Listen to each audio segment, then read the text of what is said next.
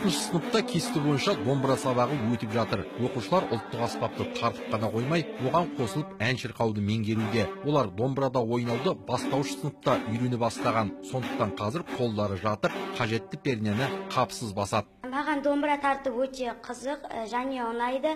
Мен бұл домбыра тартуды 1-2 сыныптардан бастап, яғни Жангелді ағай үйретті. Ең алғашқы біздің тартқан күйіміз халық күйі Еркемай. Содан кейін халаулым. Домбыра пәні мұнда сынақ ретінде 2004 жылы енгізілген. Жаңа әдістемеге сәйкес аспапта ойнаудың қыр-сыры барлық оқушыға үйретіледі. Яғни музыкалық қабілеті болуы шарт емес. Мақсат ұлттық өнерді жас ұрпақтың санасына сіңіру. Бұл стандартқа кірді. 2013 жылдан бастап жаңа Абдулхамид ағай берген осы мұрагер бағдарламасы. Енді сол бойынша стандартқа кіргеннен кейін домбыраны кішкене қысқартты. Ана өлең айту жағында қосты да.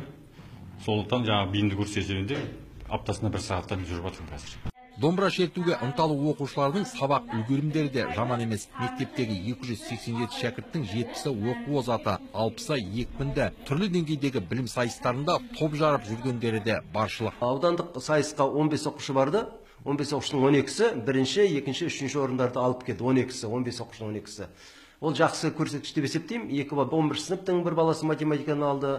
1-ші орында 10-ші сыныптың бір баласы қазақ тілінен алды. Сондай жақсы жетістіктер бар.